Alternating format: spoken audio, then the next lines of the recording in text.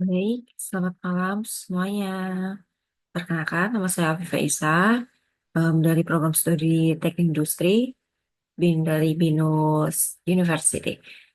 Berikut saya akan presentasikan tentang mata kuliah saya, yakni Karakter Building Pancasila, tentang Pancasila dalam kehidupan keluarga, yakni fondasi moral dan etika generasi bangsa. Latar belakang presentasi ini adalah Pancasila sebagai dasar negara Indonesia. Tidak hanya menjadi landasan dalam kehidupan berbangsa dan bernegara, tetapi juga seharusnya diterapkan dalam lingkungan terkecil, yakni keluarga maupun lingkungan sekitar. Di tengah dinamika zaman seperti globalisasi, arus informasi digital, dan perubahan gaya hidup, peran keluarga sebagai penguat nilai moral dan karakter menjadi sangat penting. Rumusan masalah dalam presentasi kali ini yakni pertama, bagaimana penerapan nilai-nilai Pancasila dalam lingkungan keluarga? Kedua, apa peran keluarga dalam membentuk karakter sesuai dengan nilai-nilai Pancasila? Ketiga, apa saja tantangan penerapan nilai Pancasila di keluarga dan bagaimana solusinya? Dan berikut tujuan penelitian. Yang pertama, menjelaskan bagaimana nilai-nilai Pancasila diterapkan dalam keluarga. Kedua, menggali peran keluarga sebagai basis pembentukan karakter bangsa.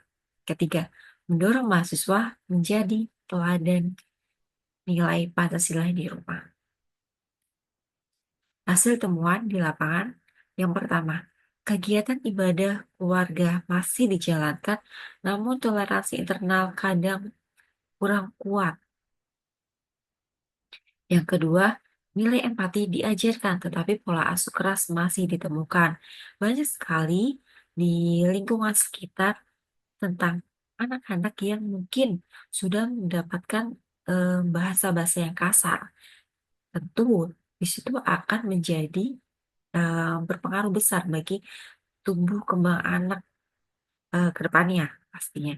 Yang menjadi mungkin anak kecil yang masih polos, yang belum mengerti apapun, akan em, se- mengikuti mengikuti kebiasaan dari orang tua maupun lingkungan sekitar, yakni keluarga.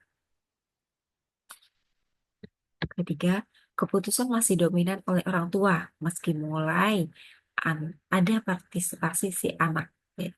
Mungkin ada beberapa yang mungkin anak, ya mungkin anak bisa udah punya pilihan tertentu, namun orang tua ini masih bahasanya kayak menyetir si anaknya ini em, supaya supaya mengikuti kemauan si orang tua. Ya, mungkin ada beberapa alasan ya di balik itu semua, tapi bagi eh, beberapa orang mungkin tidak sependapat karena anak juga punya pendapat, punya hak untuk memilih pilihannya sendiri.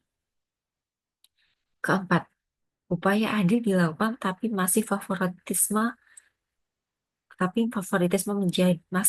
terjadi di beberapa keluarga. Kita mungkin ada kakak adik yang satu kakaknya mendapatkan nilai bagus dan adiknya mendapatkan nilai mungkin sedang atau ke bawah. Yang di sini si orang tua mungkin mengagung-agungkan si anak pertama, yakni si kakaknya, tanpa memedulikan perasaan si adiknya. Ya mungkin lebih baiknya si adiknya bisa didukung oleh orang tuanya, bukan malah menjadi kakaknya yang menjadi favorit di keluarganya atas prestasi yang dia gapai. Ya mungkin bisa mengapresiasi, namun jangan berlebihan dan menjadikan si adik ini minder. Oke, gimana sih solusi dan upaya dalam mengatasi permasalahan yang ada di slide sebelumnya?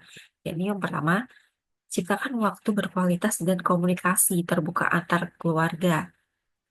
Kedua, terapkan nilai musyawarah dalam menyelesaikan masalah keluarga. Sorry. Eh, Ketiga, jadikan nilai Pancasila sebagai pedoman dalam pengambilan keputusan keluarga. Keempat, mengedukasi keluarga tentang pentingnya toleransi dan kebinekaan.